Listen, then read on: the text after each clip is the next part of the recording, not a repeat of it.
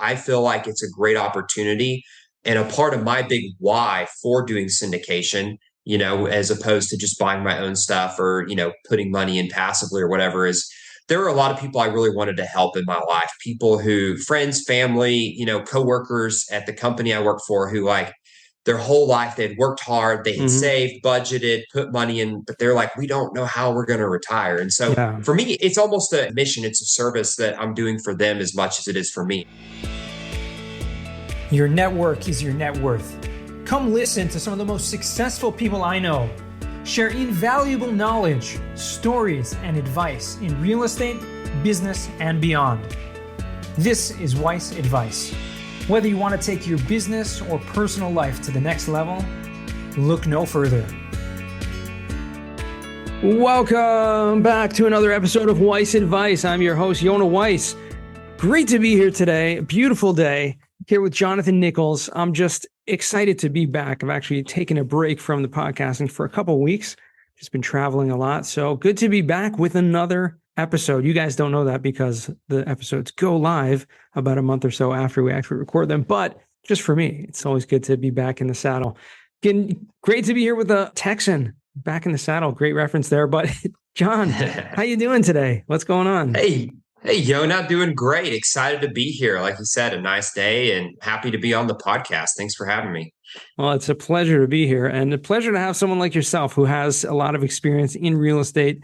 We love talking to people who have experience in real estate and just learning a thing or two about how you did it and what pointers you would give for the rest of us who are trying to get involved or get more experience in that. So if you wouldn't mind, give us a little background, what you were doing before you got involved in real estate and how you caught the bug and how you got started. Well, it's a cool story because my background is I went to school to be an aerospace engineer. And I worked for 8 years as an aerospace engineer at a local aerospace company here in the DFW metroplex. 5 years ago, my wife, Paula, and I got married. And shortly after we got married, she informed me one day that we needed to have a hobby together. And I was like, what are we going to do for a hobby? I had no idea of what this could be. Well, along that same time frame, I picked up the book, Rich Dad, Poor Dad. I've always been an avid reader. And, that kind of got the wheels turning in my head about wanting to learn about real estate investing. And my wife being a finance major, she said, yeah, I could get on board with that. Like, I'm interested too. And it'd be cool to have a hobby that makes money rather than spends money. So off we went. And, our original idea was we were just going to save up our money little bit by a little bit and buy a single family house and rent it out. But as we continued to learn more and more through books and podcasts and such, we realized that really the best thing to do was to move from our house that we lived in and owned and go house hack a fourplex as our first investment. And so that was actually our first investment in real estate, was house hacking a fourplex. And we moved there. We renovated the whole thing while we lived there. And, that was kind of how we got started. But what was interesting is that, my background being an engineer, I really felt like, my strong suit was going to be the numbers, the analysis. And so, I had been very carefully analyzing all the deals that we looked at. And I had calculated that we were going to make, $300 or $400 a month of cash flow on this fourplex. Well, lo and behold, we get there and there's so much deferred maintenance on this thing that instead of making 300 or 400, we're actually probably having to put in 200 or 300 a month. And while that wasn't necessarily a serious mistake, it was kind of a hit to the ego and a discouragement of like, hey, we're getting in this to make money and now we're having to put more into it. Right. And so what we did was we had learned a little bit about short-term rental and Airbnbs. And so we thought, hey, this fourplex is actually just a few blocks from the AT&T Stadium where the Cowboys NFL team plays here in Arlington. What if we converted one of the units to short-term rental and just, kind of saw how it went? And so that's what we did. And long story short, it wound up taking off and doing so well that we converted all the units to short-term rental and eventually moved out of there to another house.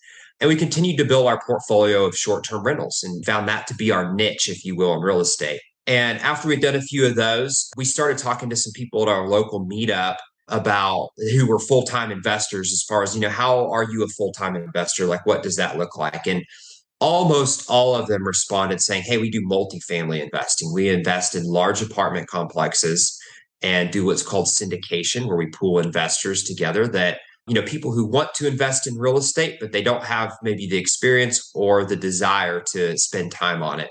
And so we started learning about that. We then did our first syndication a couple of years ago, and now we've actually completed 4 commercial projects. So That's amazing. Bit long-winded, but that's the short and sweet story of our real estate journey. That's awesome. And so when you did the fourplex and the house hack and converted them into the short-term rental, which I think that's amazing, a little bit out of the box, but you saw from that, it really took off and actually probably made you a lot more money than even originally projected from the long-term rentals. Were you doing all this while still working at your engineer job? Yeah. So when I started, I did everything myself. I mean, I fixed stuff on our short-term rental. When we had our first one, I would come home from work. I went into work early. I was early to go in. So, I'd be there by let's say 6:30 or 7 in the morning and off at 3:30 or 4 in the afternoon. We actually had our check-in time at 6 p.m. because I would then come home and clean the unit before the people would go in there. Wow. And I did that with 1, and then we got 2 going, and I tried to do it with 2. And then I realized this is not working. And so that's the point where we hired our first employee, if you will, obviously someone to clean the units. And so today on the short-term rental, we have several cleaners, a couple of people who do the management, talk to the guests and all that. So it's, I don't want to say entirely hands-off, but, much more hands-off than it was in the beginning. And obviously all those lessons we've learned from that business, even though we're not necessarily working to scale that business a bunch now, have played off in the multifamily world too. That's great. And so transitioning from that, from the short-term rentals to the multifamily syndications, obviously some smaller, but some larger, 100+ unit deals where it's a lot more work, at least setting it up and certainly managing it. I'm sure you have property managers, et cetera. But, how are you managing all of this? What I'm trying to figure out here is, are you still working full-time or have you taken a backseat to that? Have you gone more full-time into the real estate? No, actually, so I left my W-2 job almost a year ago. Next month will be 1 year that I left my W-2 job as an engineer. There you go. My wife went back and forth about who was gonna jump first, and at first she was, and then I was, and so I wound up being the lucky candidate, so to speak. But at the time I left, we obviously I was working full time. We had a syndication deal under contract, so we were in acquisition for a syndication deal, raising capital, all that stuff. We also had an 8-unit property that we had JV'd with some partners here in Arlington, and we were rehabbing all 8 units to convert them to short-term rental. And so I was literally not sleeping. And the day I left was, one of the best days because suddenly I had all the time I needed to get all these projects done. Today, honestly, I feel like the time management's a bit of a balance. You have to first and foremost make sure all the current projects you have are doing well.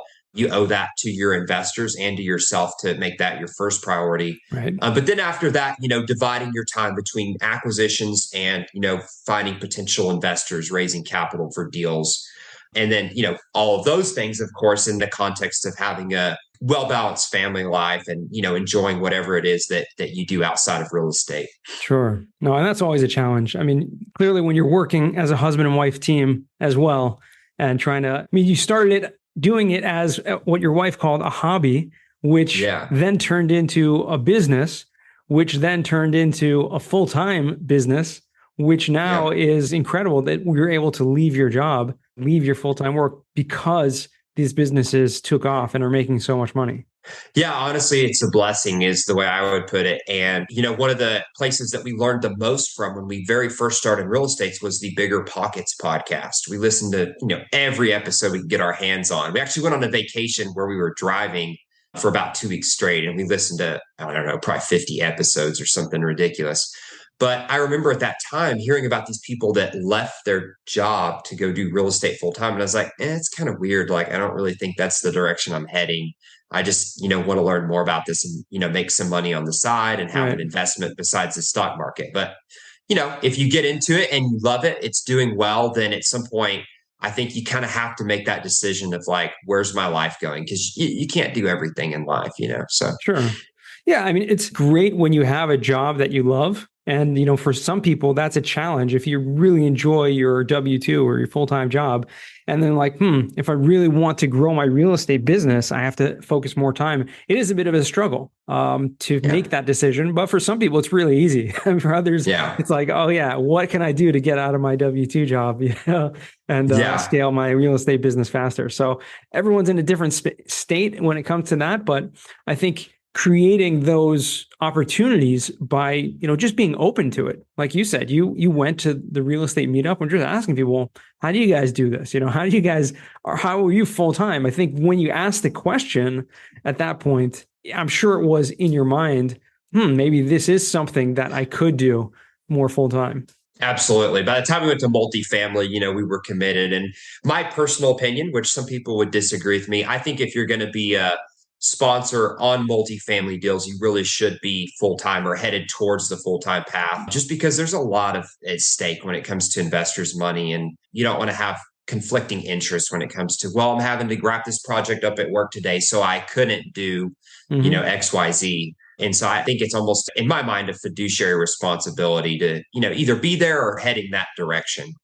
For sure. And is this something that your business focused on the multifamily properties pretty much exclusively going forward? That's correct. So, I mentioned the JV deal we have with short-term rental. All the rest of them are our kind of personal portfolio, if you will. And we still do a project every now and then. This year, we bought a duplex and renovated it, for example, and turned it into short-term rental. But it's almost a side hustle, if you will, right? The full-time thing is the multifamily. And so our business, Apogee Capital, that's what we focus on full-time is, value-add multifamily projects. Amazing. And once you learn the business of short-term rentals, for example, it's something that you can just, if you find a great deal, you can go ahead and set a new one up. And it almost, like you said, runs on its own for the most part once you get the systems in place. Especially if you have a good team in place that can, manage it and, hire people and handle all that for you. Yeah, absolutely. My inspiration for the short-term rental when we first started growing it was I read the book 4 Hour Work Week. And so I had this idea in my head, like, how could I make this business a 4 Hour Work Week? And that was kind of what I was working towards for, the first couple of years. And, I got that business to the point where basically I was making the same in that as I was in my engineering job. And that's what allowed me to leave. I wasn't making all the money in multifamily necessarily yet at the time I left. But, that book was really the inspiration for, what the short-term rental became. That's awesome. So how many units was that total of the short-term rentals that you were able to have the equal? Not as many as you would think. I think at the time that I left, we had 5 that we owned. And then we were working on the 8 unit I mentioned, but that was a JV. So we didn't own the whole thing. And then I had a couple of units of what's called arbitrage, where basically you go out and rent from someone else and then re-rent it on Airbnb. And like I said, it was about the equivalent of what, I was making in my engineering job. But it doesn't take as many short-term rental units as what it does in multifamily. But if you don't have a good manager to run the business for you, it would be more hands-on than multifamily day to day. Yeah, absolutely. And in multifamily, typically when you're talking about syndications, as the general partner, as the lead sponsor, you really make your money on the sale, once you've, or any capital event where you're going to refinance or something like that, because you're not really making a lot of cash flow. Most of the cash flow, if not all of it, is going to the investors. Exactly. And that's why I haven't sold off or gotten out of the short-term rental business. I have probably I would say a healthy fear of using other people's money for real estate. I feel like it's a great opportunity. And a part of my big why for doing syndication, as opposed to just buying my own stuff or, putting money in passively or whatever, is there were a lot of people I really wanted to help in my life. People who, friends, family, coworkers at the company I work for who their whole life they'd worked hard, they had saved, budgeted, put money in, but they're like, we don't know how we're going to retire. And so for me, it's almost a mission. It's a service that I'm doing for them as much as it is for me. And my perspective, typically speaking, I put in all my acquisition fee into the deals when I get them. And so for me, 100% of the upside is on the sale. And that really helps me sleep at night and keeps me focused on, making sure that our deals are doing well. And so far, I'm very grateful that they are. So, yeah. No, that's awesome.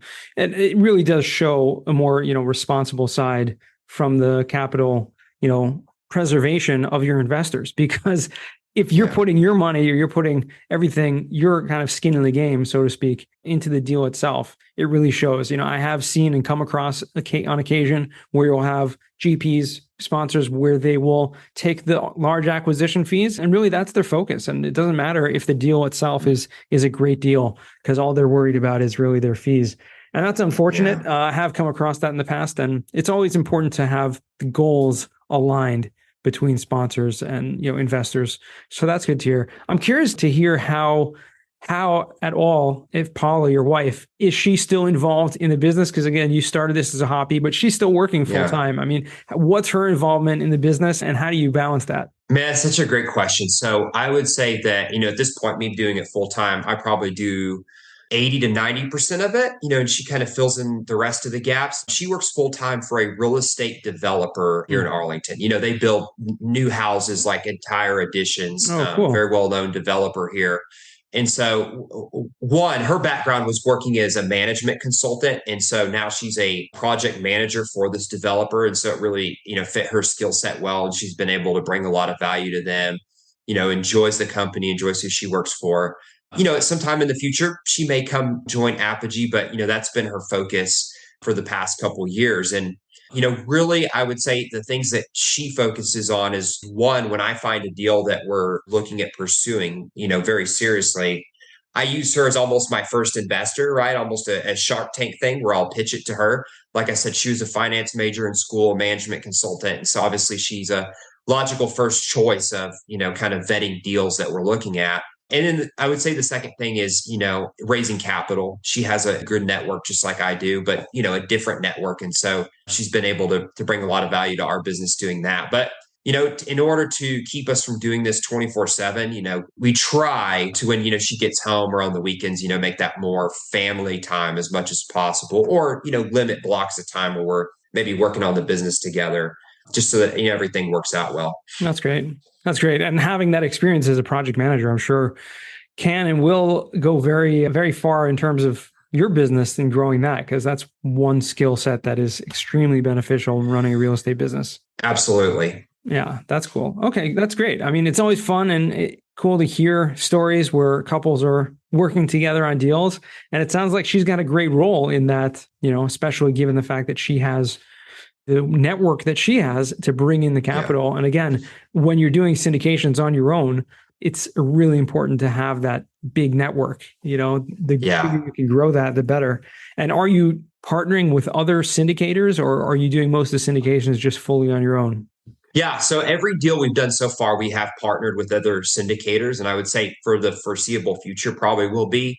Really, there's two reasons behind it. One, I feel that, my background and skill set that I have, I think brings a lot of value to the syndications that we have, but I'm not under the illusion that I know everything or that other people don't have complementary skill sets. And so once again, within our big, goal of, wanting to do well for investors, I think it's in the best interest of the investors, from a well-rounded team perspective, from an accountability perspective, to have other partners on the deal. And also it's for, raising capital. It takes a lot of money to be able to get these large syndications done, 100 plus unit deals. And so it almost is necessary to have partners until you grow to the point where, you could pull in the capital on your own for one of those large deals. No, absolutely. That's important. And are you focused more in the Texas market? Is that your primary location where you're buying deals? Yeah. So we've done 2 deals here in Texas, and we've done 2 up in Oklahoma. I also passively invest in well. A lot of my passive investments are with my friends on deals they've done. And all of those are Texas and Oklahoma, except have one passive investment in Arizona. And so I'm a big fan of Texas and Oklahoma. I was born in Oklahoma and I've grown up in Texas. So I'm a big fan of these 2 markets. That's great. Now, out of curiosity, and this is something that, I've personally deal with as well, but being that you are a sponsor and you're running your own deals, what's the reasoning behind, passively investing in other people's deals? Like, why do you do that? Yeah. So I would say the biggest reason for me personally, and different people do this differently when they leave their job, but, most people have a 401k or, hopefully some sum of retirement money. Some people choose to take all that out of their 401k and pay the taxes, take the penalty hit, and then put it in their own deals. Nothing wrong with that. I have a lot of friends that have done that. I chose to go another route, which was roll it over to a self-directed 401k and not take that tax and penalty hit right now. But one of the rules in doing that is that you cannot invest in your own deals. And so most of the money I've passively invested has come from that. My wife's also done the same thing with one of the previous jobs she had. So most of our money passively invested comes from those sources where we're actually not allowed to put that money in our own deals. I use it as an opportunity to diversify and also to build relationships with people that I like. So, if I find a deal I like and it's people that I like, then, I'll consider investing with them. No, that's great. I think it's and on the flip side, it also allows you to learn how other sponsors or other syndicators are 100%. Communicating. I think that's important. Communication is probably one of the biggest factors when it comes to, for me, at least, when I've invested passively, I would like to see what the communication is like from the sponsors and how often and how transparent they are. Because when I'm running my own deals, I want to make sure that I'm communicating the right way to my investors. I 100% agree with that. And, I also agree with what you said about learning from the investments you're passively invested with. A lot of not all of my partners, but some people I've considered, GPing with, sponsoring with, I've invested in their deals first on my own just to see how that goes. And to be completely frank, there's some people that I'm like, yes, I would definitely partner with them in the future. And there are some people that have been written off my list, not because necessarily they're terrible sponsors, but just I have certain things that I see as necessary for my investors, and they just choose to do things differently, Right. So, no, it's absolutely a great way. I actually hosted a panel at an event a couple of months ago where the topic was passive investing in real estate. And so we had on the stage a number of really experienced LP, right, limited partner investors who themselves are also full, some of them, not all of them, were full-time, sponsors as well. And so some of them put money in other people's deals.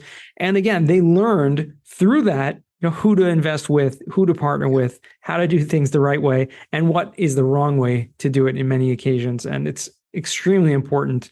If you're able to, take that in, helps to grow your business. I mean, any business, whatever it is, real estate, anything, it doesn't matter what it is. You want to always be educating yourself and seeing what other people in the industry are doing so that you can grow your business and do things the right way. So, I mean, to me, that's probably the best way to learn is through the experience of being an investor, because you want that experience of how are my investors on my deals? How are they going to respond to me, and how are they going to relate to me? I'll learn that by doing it myself. Yep, 100% agree. That's awesome. Well, John, I want to transition now to what we call the final four. And these are 4 questions I ask all my guests. The first question for you is, what is the worst job that you ever had? Man, so it's a great question. First of all, I would clarify and say it's one of those, like, it was probably, the best and the worst at the same time kind of thing. You know how that goes. I grew up working on a farm for a number of years, extremely labor intensive job, but a lot of lessons that I've learned from that I've taken with me throughout my life that have been very useful. And so, there were some really challenging days out there that I don't want to relive, but, also some lessons that, I wouldn't want to give up either.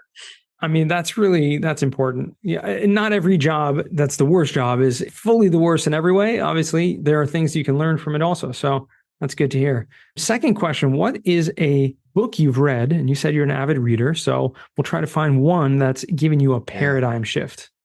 Yeah, man, that's a very difficult one for me to answer. But one that I go back to a lot is The Miracle Equation. And, basically the premise of the book is that if you have unwavering faith and put in a substantial amount of work, you have the recipe to, see projects through to success or achieve goals that you want to achieve, big goals, not little goals, big goals.